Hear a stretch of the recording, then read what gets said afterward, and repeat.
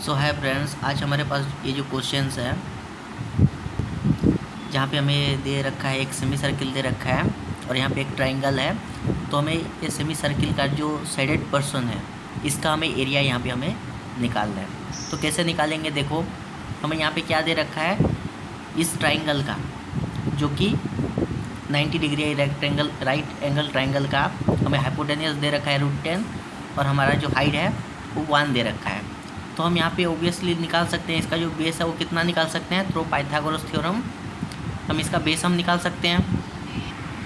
In triangle BCD, देखो BCD में देखो BC कितना दे रखा है, BC हमें √10 दे रखा है और उसका जो हाइट है वो 1 दे रखा है।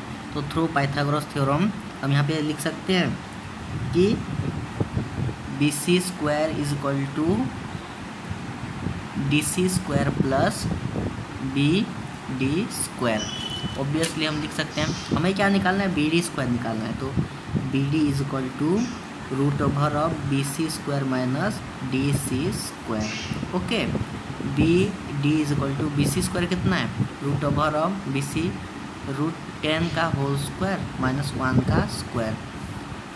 ये कितना आएगा, BD इज इक्वल टू √10 का 10 माइनस 1 इज इक्वल टू √9। तो यहाँ पे BD is equal to 3 unit आ गया हमारा। BD कितना आया, BD हमारा 3 यूनिट यहाँ पे आया। देखो ये जो BD आया, ये BD कितना आया हमारा, 3 यूनिट हमारा आ गया BD मतलब टोटल। तो मान लो AD क्या होगा, ये जो AD है ये क्या होगा, AD। तो यहाँ पे हमारा जो AD दे रखा है ये कितना होगा, मान लो AO क्या है, ये R है और OB क्या है, AO प्लस OB, ये दोनों क्या है 2R, मतलब एक डायमीटर बनता है।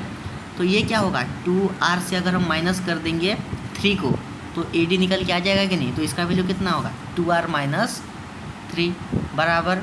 समझ में आया यहाँ तक। उसके बाद हम क्या निकालेंगे, देखो एरिया ऑफ ट्रायंगल हम निकालेंगे। क्यों निकालेंगे, क्योंकि हमें इसका हाइट मिल गया, इसका बेस मिल गया। हाफ बेस इंटू हाइट करके हम यहाँ पे निकाल सकते हैं area of triangle. So area of triangle BCD is equal to half base into height.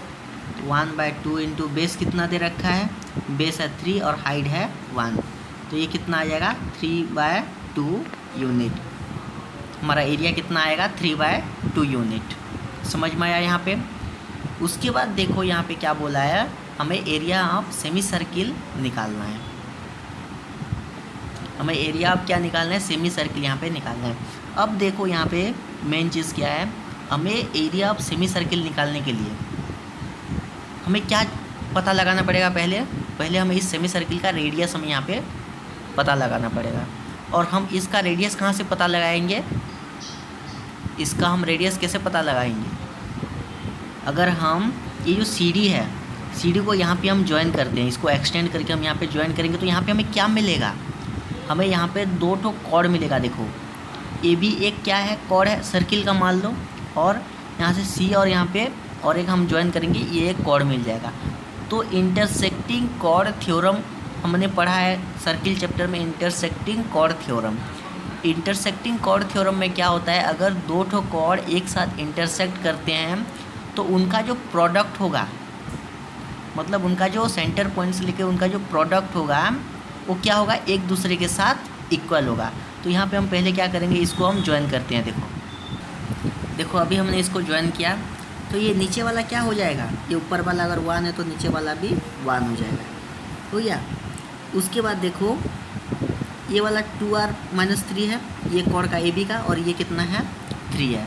तो इंटरसेक्टिंग कॉर्ड थ्योरम का मतलब क्या होता है, देखो इंटरसेक्टिंग कॉर्ड थ्योरम मैं आपको यहाँ पे लिख रहा हूँ। तो यहाँ पे देखो इंटरसेक्टिंग कॉर्ड थ्योरम क्या होता है, if 2 chord are intersect in a circle, एक सर्किल में अगर 2 ठो कॉर्ड क्या हो रहे हैं, इंटरसेक्ट हो रहे हैं, हो गया। तो उनका जो प्रोडक्ट होगा सेगमेंट का, मेजर ऑफ द सेगमेंट का जो प्रोडक्ट होगा वो क्या होगा, इक्वल होगा। तो यहाँ पे देखो ये एक सर्किल है, तो यहाँ पे कितने तो सेगमेंट बन रहे हैं, ये सेंटर पॉइंट हो गया, वो यहाँ से एक सेगमेंट, यहाँ से एक सेगमेंट AB हो गया। उसके बाद C और D, ये 2 सेगमेंट बने, तो इनके जो प्रोडक्ट होंगे क्या होंगे, AB is equal to C D यहाँ पे इक्वल होगा। तो इसी थ्योरम को लेते हुए यहाँ पे हम अप्लाई करने वाले हैं। ये एक कॉर्ड हो गया, सी ई एक कॉर्ड हो गया और ए भी एक कॉर्ड हो गया। तो इनका जो प्रोडक्ट होगा वो क्या होगा, इक्वल होगा। मतलब 1 इंटू 1 इज़ 1, यहाँ तक 1 और यहाँ तक 1, 1 into 1 is equal to 2r minus 3 into 3, ये क्या होंगे, इक्वल होंगे। तो इसको हम मद्देनज़र रखते हुए यहाँ पे हम करने वाले हैं 2r minus 3 into 3 is equal to 1 into 1। ये हो गया इंटरसेक्टिंग कॉर्ड थ्योरम का रीज़न। इसको हम कैलकुलेट करने के बाद यहाँ से हमें r मिल जाएगा। देखो ये 1 इंटू 1 1 हो गया। इसके बाद 6r minus 9 is equal to 1 हो गया। उसके बाद r इज इक्वल टू 10/6। तो r का वैल्यू कितना आएगा, 2 से अगर हम काटेंगे तो 2 5 ज़ा 10, 2 3 ज़ा 6, 5/3। यहाँ पे हमारा रेडियस कितना मिला, 5/3। यहाँ पे हमारा जो रेडियस मिलता है वो कितना मिलता है, 5/3। इसके बाद देखो रेडियस अगर मिल गया 5/3, तो सर्किल का एरिया फॉर्मूला क्या होता है, पाई आर स्क्वायर। तो सेमी सर्किल का एरिया फॉर्मूला कितना होगा, पाई आर स्क्वायर बाय 2। तो एरिया ऑफ सेमी सर्किल यहाँ पे हम निकाल सकते हैं।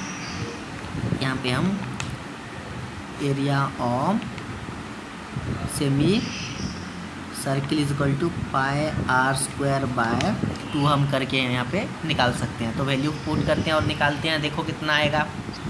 यहाँ पे पाई आर स्क्वायर बाय 2 अगर हुआ तो पाई का वैल्यू, पाई में आर का वैल्यू कितना निकाला हमने, 5/3। 5/3 का स्क्वायर बाय 2 हम यहाँ पे करने वाले हैं। तो पाई/2 into 25/9 is equal to 25π/18।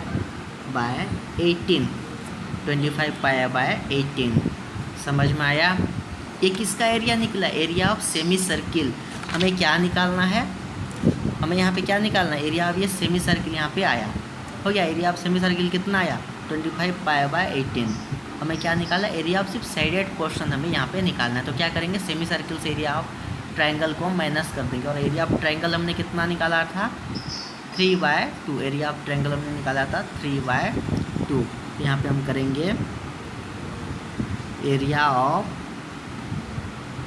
Sided portion is equal to area of semi circle 25π/18 minus 3/2 अगर हम करेंगे। 3/2 ये एरिया ऑफ ट्रायंगल है।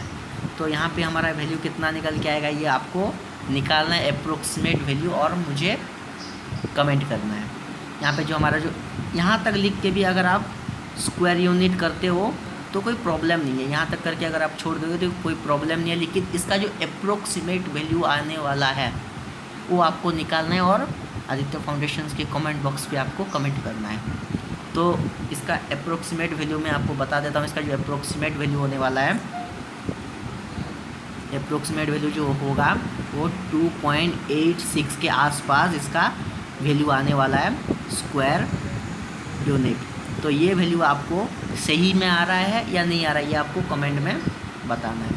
यहाँ पे हमारा ये फिगर ख़त्म होता है।